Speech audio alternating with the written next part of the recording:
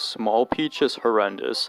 This is kind of a joke entry, just saying that everybody who I've seen play this game has pointed out how disgusting and horrible and how much they hate the way Small Peach looks, like the way she looks after taking damage. And yeah, there's just something about her that just looks really wrong, like she's like an adult baby or something like that. It's just, gross. Rosalina's kind of like this too, but not as much. Kinoko Giga. This is a really interesting unused item and power-up, exclusive to the Switch version of the game. It's believed it would appear specifically in Bowser's Fury mode, and as you can see, it seems to have similarities to the Giga Mushroom, albeit it's even bigger and angrier looking. And what I think it would have probably done is that it would have grown Mario much like the Giga Shroom, except it would have made him even bigger. It would have made him the size of that big Grand Old Cap power-up, minus the cap parts, and makes you wonder what the point of that would have been, how that would have been incorporated. And it's so cool looking, it's a shame it went unused, and it's just also super interesting that we straight up have a fully unused and ready to see Mario power-up in a new recent game like this. Yoshi. Ever since the game was first coming out, it's been rumored and questioned if Yoshi would appear in the game if there's some way to even unlock him as a full character. Now, I don't know how the latter would work considering it's Yoshi, and this game relies heavily on using power-ups as part of like the gimmicks and puzzle solving to get collectibles, and Yoshi has never been like given like the rest of the power-ups the main cast has using, and he's just generally pretty different. But anyway, it was considered that Yoshi would be like how he usually appears in these games where you can ride on him, but they ultimately scrapped that, thinking it was basically unnecessary. We'll get more on weird characters later. Rosalina's ability is near obsolete. So Rosalina's unique character ability is that she can do the iconic spin jump in midair, and that gives you a little boost and some correction, and it's really good to use for this game. However, a really, really bad decision is that, unlike other characters, she completely loses her ability if you get any sort of power-up as her, minus a regular Mega Shroom. And yeah, like, that just makes it so that you're not going to be actually using it most of the time, and she just becomes, like, a character without much special attributes. Aside from that, it's like, I guess she still has a good jump, but Luigi's is better, and Peach still has the floaty thing, and it's just super unfortunate, and it especially sucks if you get with, like, the Fire Flower, which is, like, arguably, like, the worst ability, and combining that with turning her into arguably the worst character without her spin. It's just very big shame. Toadette. Okay, here's something super fucking juicy. So, in the Switch version of the game, in the unused files, it's implied that Toadette was going to be playable. Now, whether this is alongside the main cast or the Captain Toad levels, it's not known. Most think it was going to be alongside the main cast. Both make sense, and it's weird that she's on the Captain Toad levels, as I said earlier, but thinking her as part of the main cast is a lot more interesting, because with Toadette, Captain Toad levels, like, you can just fare in whatever, and there's no problems to be ran into. Give her the Peach's Pink, and bam, there she is. And she was in the actual Captain Toad games as the second player. Now, however, as you know and we said in here, Peach isn't playable Mario Maker 2, Toadette is, and she has Peach's pink color scheme. Very interesting. Now, what if she was playable in here?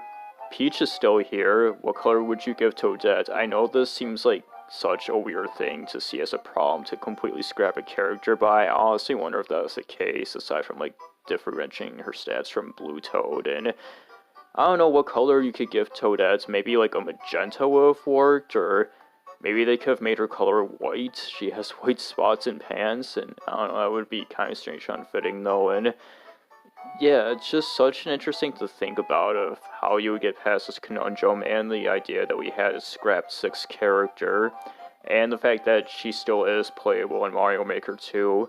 And I'm actually getting gold stars with one more extra character, and I don't know, it's just all such a shame that she ultimately wasn't playable in the end. Mario being a yellow cat instead of red. Okay, here's another oddity that you've probably seen some people point out, and I think another Iceberg even joked about this before, being that once you get the cat power suit power up as the other characters, it corresponds to their colors, with the exception being Rosalina and Mario. Now with Rosalina, you could say, like, well, maybe, like, light blue would look too similar to Toad's, and the black fits her because it's, like, deep dark space color, and she's all wondrous, and the secret character, and that's okay, and it's like, well, what about Mario? How come his suit is yellow and not red like him? And I mean, it's just kind of weird. I've heard before that yellow cats are considered red in real life, and I don't know what the deal with that is. That's just fucking stupid. But yeah, like, it's just such a weird questionable thing. Like, I guess it's because Mario is like the standard character, so they give him the most standard looking colors instead of following his color scheme. This can be seen with the propeller block, because in 3D land, when he gets it, it just looks the same as when he collected it. It does not change color.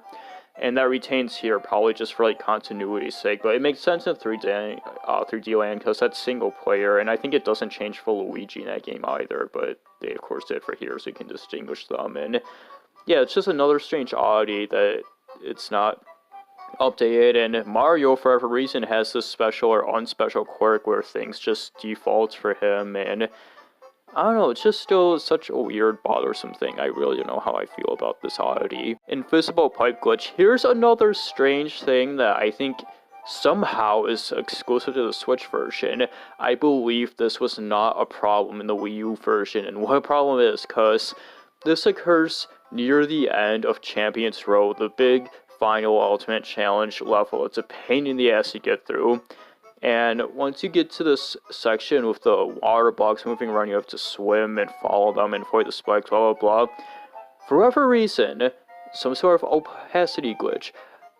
Once the water hovers over the clear pipe that you take to exit the level, it disappears once it's in the water. It's still physically there, you can enter it, but visibly, it isn't visible.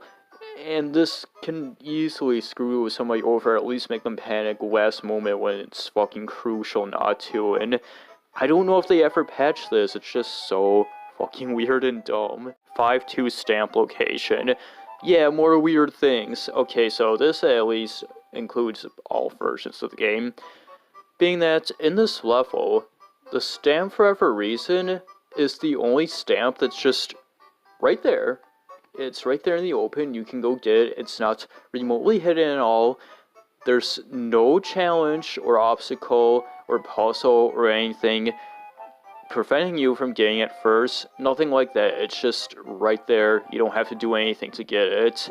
And I don't even think it's like it's obscured by the camera. Like, I'm pretty sure the camera is zoomed out enough so that you can totally see it as you're approaching it, and I have no idea why it's like this, and it's right after this, like, whole entire weird, crazy part of the level where there's piranha plants everywhere, and it's one of the few moments where you get the Giga Shroom, and, you know, there's, like, also this hidden pipe right near it, and you would think it would all have to connect to that, but no, it doesn't. The stamp is after them, outside of it. It has nothing to do with it, and yeah, it just makes me wonder if, like, originally the stamp was going to be tied to that stuff, which makes way more sense, but in the end, they're just like, I don't know, just put it in the after we have to get this game done. It's just such a weird thing. This whole entire layer just remind me of, like, rushed GameCube games and stuff, you know? World 2 Black Square. Here's a neat thing that I first heard about while watching Fat Guy when he played the 3D Switch version, and it's also mentioned on the Mario Wiki, being that if you go into the free cam mode on World 2 and you move the camera a certain way, you can see a black box outside of the normally visible part of the overworld. Okay, that was crazy, and get ready for more as we approach the bottom.